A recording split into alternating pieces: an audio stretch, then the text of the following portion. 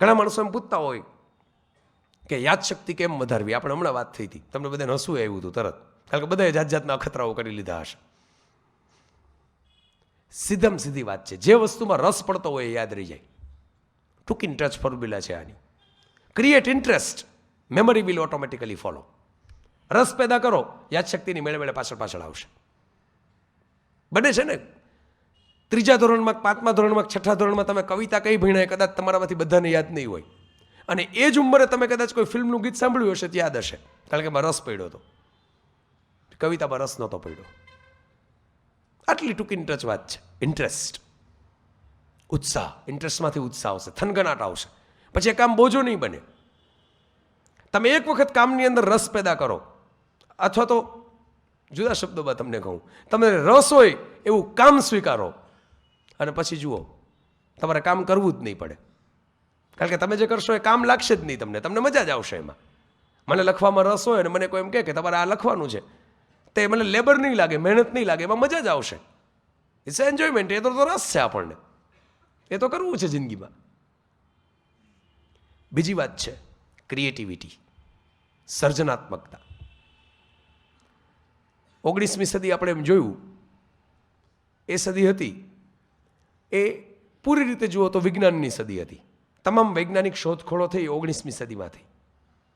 20મી સદી એ જ્ઞાનની સદી હતી, નોલેજ નોલેજ નોલેજ નોલેજ, આપણે ઘણું બધું સાંભળ્યું. અને 21મી સદી એ સર્જનની સદી છે, ધ સેન્ચુરી ઓફ ક્રિએશન. અમે હમણાં હું આવ્યો ત્યારે સ્વામીજી સાથે વાત કરતો હતો, આ બધા મંદિરોની, સ્થાપત્યોની, આ બધું શું છે? ક્રિએશન. ઘણા લોકો ટીકા કરતા હોય છે, હું નથી કરતો. એનો અર્થ હું કોઈ ધાર્મિક માણસ તરીકે કહું છું કે એવું નથી. સંસ્થા પ્રત્યે મને અત્યંત આદર છે, પણ હું સંસ્થાનો સભ્ય તરીકે નથી કહેતો તમને. હું એટલા માટે કહું છું કે ઇટ્સ ક્રિએશન છે, એ સમજતા શીખવું પડશે સમાજે. Creativity. What is culture? Sculpture is a part of a culture, અને કલ્ચર ઇઝ ક્રિએટિવિટી. સર્જનાત્મકતા, કંઈક નવું સર્જન થાય છે. દુનિયા ક્રિએશન વગર નહીં રહી શકે. ચશ્માના કાચ છે ને, એનો આકાર પણ સર્જનાત્મકતાથી બદલાતો હોય છે. 5 વર્ષમાં આકાર બદલાઈ જાય, ઘડિયાળ બદલાઈ જાય. આ મોબાઈલ આપણી વચ્ચે હતો જ નહીં 5 વર્ષ પહેલાં, આજે આવી ગયો. કોઈકે ક્રિએટ કર્યું ત્યારે આવ્યું. This is a century of creation, સર્જનાત્મકતા. Then principles and values. Everest સર કરવા માટે બહુ જરૂર પડશે, કારણ કે એવરેસ્ટ સર કરતાં કરતાં ક્યારેક એવું બનશે કે આપણો પગ લપસશે. બનતું જ હોય છે દુનિયામાં, મોટા શિખરો સર કરતી વખતે પગ તો વારંવાર લપસતો હોય છે. બહુ મજાની પંક્તિ છે, ઇસ તરહ સે હમને તય કી મંજિલે, ગિર પડે ગિર કર ઉઠે ઉઠ કર ચલે. થતું જ હોય છે દુનિયામાં. મેં કહ્યું ને એમ, આપણે તો પેલી છેલ્લો દિવસ દેખાતો હોય છે સફળતાનો, એની પાછળની ઉજાગરાની રાતો નથી દેખાતી હોતી. એટલે વારંવાર એવું બનશે કે આપણે લપસી પડવાના. ટ્રેકિંગમાં તમે લપસી પડો, એવરેસ્ટ ઉપર ટ્રેકિંગ કરવા ગયા હો, તો તમારી પાસે કેટલાક દોરડાઓ હશે જે તમને ઝીલી લે, જે તમને સપોર્ટ આપે, જે તમને નીચે ખાઈમાં પડવા ન દે. પ્રિન્સિપલ્સ એન્ડ વેલ્યુઝ, આવા દોરડાઓ છે. બહુ સીધી સાદી વાતો છે, એમાંય કંઈ નવી વાત કરવાની રહેતી નથી. એના વિશે કહેવા જેટલું બધું જ કહેવાઈ ગયું છે. સત્ય, પ્રેમ, આદર, જેને આપણે સંસ્કાર કહીએ છીએ વસ્તુ, એ વેલ્યુઝ. પ્રિન્સિપલ્સ, જાતને એક શિસ્તમાં ગોઠવવી પડે. લેખક થવું છે એમ કહીએ તો લેખકને એક ડેડલાઇન પણ હોય છે. પછી એમ કહો કે ના ના, એ તો મારા મનમાં વિચાર આવે ત્યારે લખું. તંત્રી લેખકને એમ કહે કે ભાઈ ચૂંટણી આવે છે, હવે ચૂંટણી ઉપર લખો, એટલે લેખક એમ કહે કે એમાં તો એવું છે ને કે મને ઝબકારો થાય ત્યારે હું લખું. તો ઝબકારો તો બીજી ચૂંટણી વખતે થાય એવું બને. એવા ઝબકારાની રાહ જોવા ન બેસાય. Principles, we have to be disciplined. આપણે આપણી જાતને કેળવવી પડે. લેખકની જ વાત નથી થતી, કોઈ પણ બાબતમાં આપ જે ભણો છો એના માટે પણ એમ જ છે. એબ્સોલ્યુટ ફ્રીડમ એક એવી વસ્તુ છે, ફ્રીડમનો તો હું બહુ ચાહક છું, હું તો વારંવાર એની વકીલાત કરતો હોઉં છું ફ્રીડમનો, પણ ફ્રીડમની, એબ્સોલ્યુટ ફ્રીડમની નહીં. એબ્સોલ્યુટ ફ્રીડમ આખા પૃથ્વીની અંદર ક્યાંય નથી. જે ફિઝિક્સના વિદ્યાર્થીઓ હશે એ સમજી શકશે. એબ્સોલ્યુટ ફ્રીડમ હોય ત્યાં બ્લેક હોલ હોય. સ્પેસની અંદર એબ્સોલ્યુટ ફ્રીડમ જે જગ્યાએ હોય છે ને, જ્યાં કશું જ નથી, ત્યાં બ્લેક હોલ છે. જ્યાં અંદર આવેલી વસ્તુ પાછી જ નથી આવી શકતી, કારણ કે કોઈ બળ જ નથી એને પાછી ખેંચવા માટેનું. ગરક થઈ જાય છે, કળણમાં ગરક થઈ જાય એમ. ફ્રીડમ હંમેશા પતંગને દોરા જેવી હોવી જોઈએ. પતંગને ફ્રીડમ છે આકાશમાં ઊંચે ઉડવાની. ક્યારે? દોરો જોડાયેલો હોય ત્યારે દોરો કાપી નાખો, પતંગ નીચે આવશે. એટલે જે પ્રિન્સિપલ્સની ડિસિપ્લિનની હું વાત કરું છું, આ સેલ્ફને ડિસિપ્લિનમાં ગોઠવવી પડે. તમને ઘણા મિત્રો એમ કહેતા હશે સફળ થવું હોય તો ટાઈમ મેનેજમેન્ટ. ટાઈમ મેનેજમેન્ટ દુનિયામાં થઈ જ ન શકે, કારણ કે ટાઈમ આપણા હાથમાં જ નથી. ટાઈમ મેનેજમેન્ટ કેવી રીતે થાય? 24 કલાક જે ફિક્સ છે એ પણ 24 કલાકે તો આપણે બનાવેલા છે, માણસે પોતે. ફેરવી નાખો, વ્યાખ્યા ફેરવી નાખો તો કલાકો વધી જાય કે ઘટી જાય. ટાઈમ આપણા હાથમાં જ નથી. ટાઈમ વહેતો રહેવાનો. ટાઈમ આવીને એ રહેશે ને આપણે વહી જશું, એવું થશે કોઈક દિવસ તો.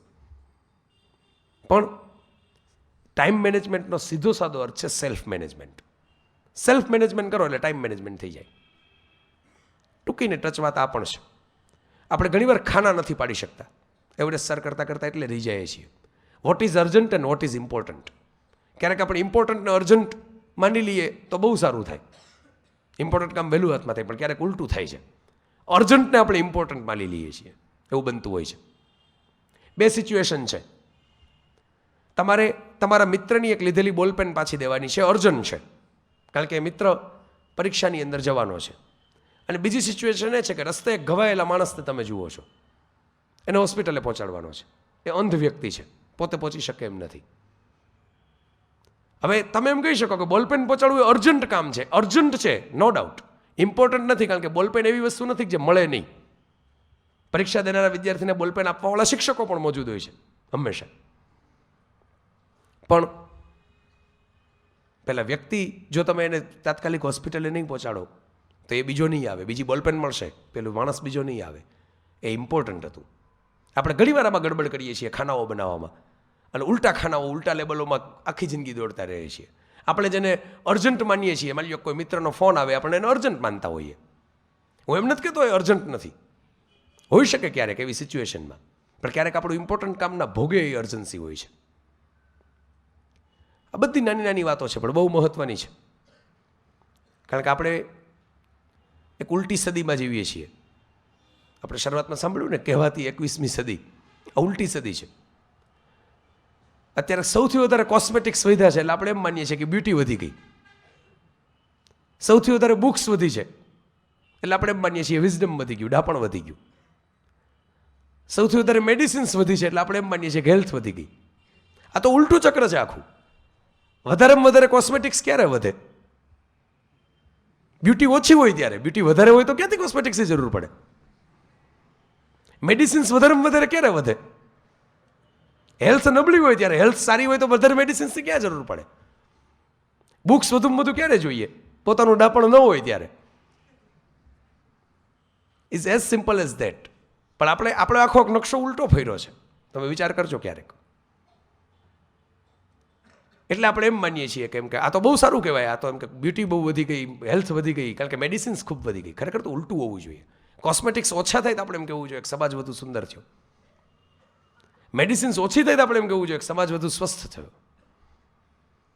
એટલે હું કહું છું કે આ ઉલટી સદીની અંદર આ યાદ રાખવાનું છે. અને એમાં ક્યારેક આપણે એક ઉલટો નિર્ણય લેતા હોય છે. આ બહુ મહત્ત્વની વાત કહું છું આપને.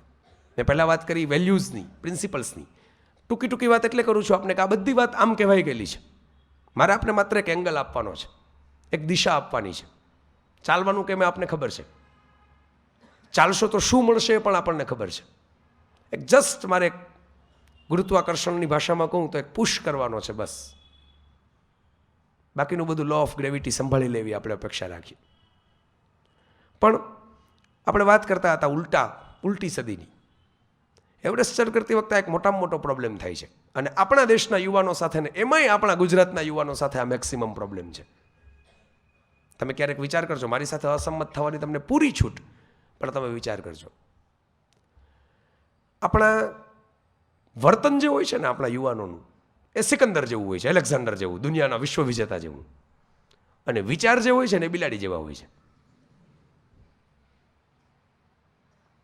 ખરેખર ઉલટું હોવું જોઈએ. હંમેશા જિંદગીની અંદર જે સફળ માણસો છે, જે મહાન માણસો છે, એ હંમેશા ઉલટું હોય છે. એમાં તમારા વિચાર સિકંદર જેવા હોવા જોઈએ, સિંહ જેવા હોવા જોઈએ, દુનિયા સર કરી લેવા વિશ્વ વિજેતા જેવા હોવા જોઈએ. કોઈનાથી શરમાવાનું નહીં, કોઈનાથી ગભરાવાનું નહીં. પોતાને જે સત્ય લાગતું હોય, પોતાનો અંતરાત્મા જે કહેતો હોય એ રસ્તે જ આગળ વધવું.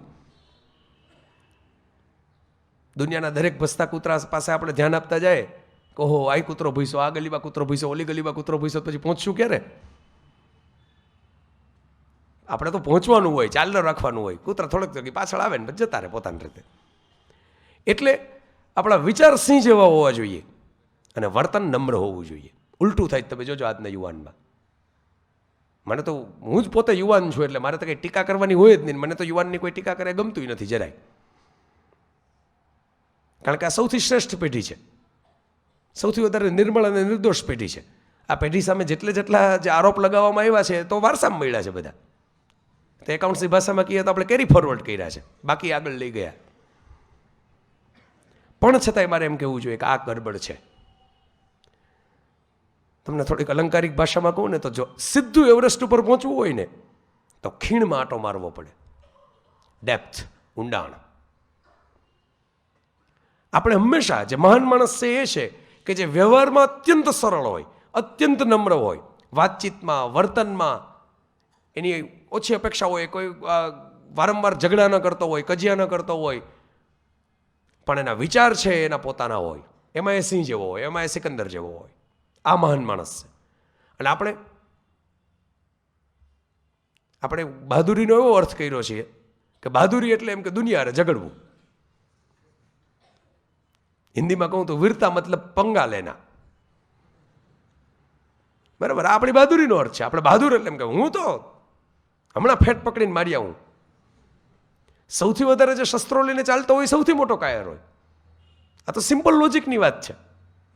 કારણ કે એને સૌથી વધારે બીક લાગે છે એટલે સૌથી વધારે શસ્ત્રો લઈને નીકળો છે.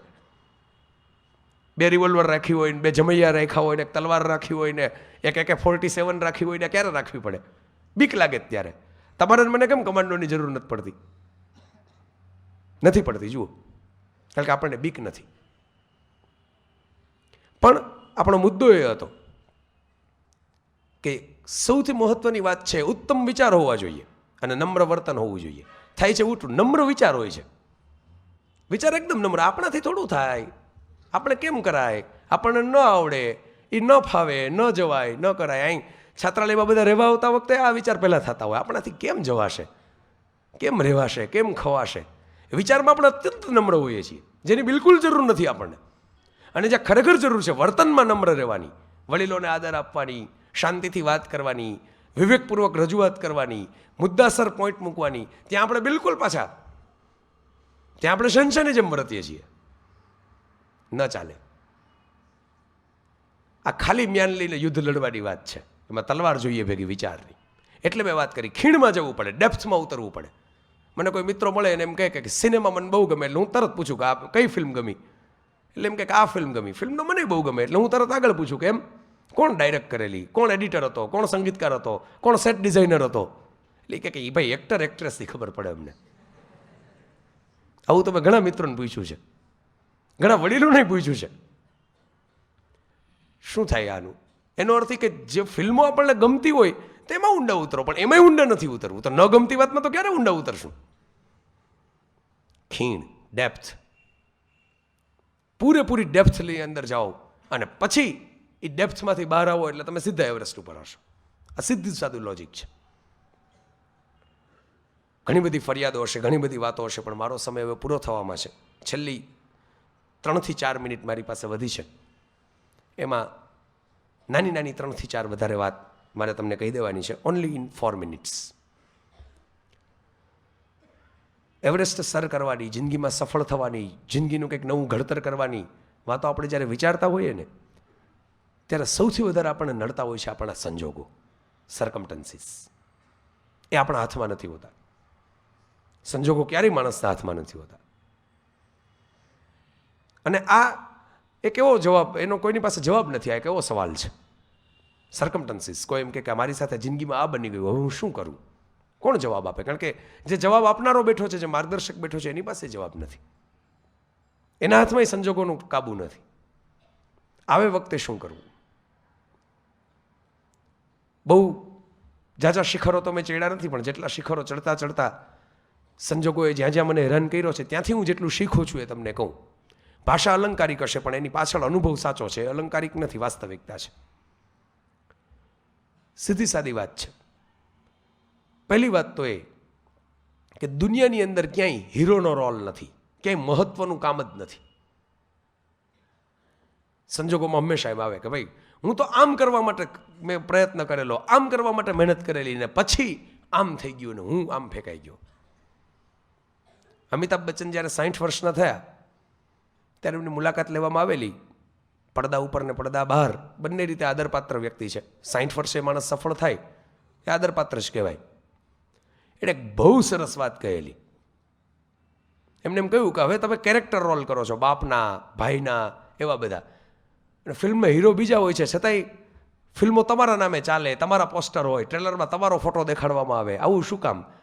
એટલે અમિતાભે કહ્યું કે શું કામ એ મને ખબર નથી, પણ હું એક વાત સ્વીકારીને ચાલ્યો છું મારી આખી જિંદગીમાં કે there is no role of a hero. The role which I am playing is a role of a hero. હીરોનો કોઈ રોલ હોતો જ નથી. જે રોલ હું ભજવું, જે ભૂમિકા હું ભજવું એ હીરોની. એન્ડ એ ચાવી છે સંજોગો સામે જજુમવાની. ક્યારેક એવું બને કે આપણે એક જુદી ભૂમિકા, આ તખતો છે, તખતા ઉપર આપણને એક જુદો રોલ મળી જાય અને ત્યારે આપણો ગમતો રોલ ન હોય ને આપણે ભજવવો જ પડે બાય ફોર્સ ઓફ સર્કમસ્ટન્સીસ. ત્યારે એટલું જ યાદ રાખવાનું કે હવે આ ભૂમિકા આપણે એવી રીતે ભજવવાની કે it will be the role of a hero. એ શક્ય છે, શક્ય નથી એવું નથી. દુનિયામાં જેટલા હીરો, એટલે પડદાવાળા હીરોની વાત નથી કરતો, દુનિયામાં જેટલા હીરો આપણને દેખાય છે આમ જ કરીને હીરો થયા છે. જે ભૂમિકા એમના ભાગે આવી એવી રીતે ભજવી. હમણાં અમે વાત કરતા હતા, નાનકડું છાત્રાલય હતું ને કેવી રીતે વિકાસ થયો એની અમે લગભગ કલાક લગી બધું ફરીને જોયું. તો ત્યારે જ જો આ પહેલી નાનકડી એક જે યોગી બાપાએ બનાવ્યું હતું એ નાનકડી ઓરડીઓ હોત તો શું થાત? એમ કહેતા કે અમારા ભાગે તો ભાઈ આટલી જમીન આવી, આટલી ઓરડી આવી, હવે એમાં શું થાય? શું થાય જોયું ને તમે?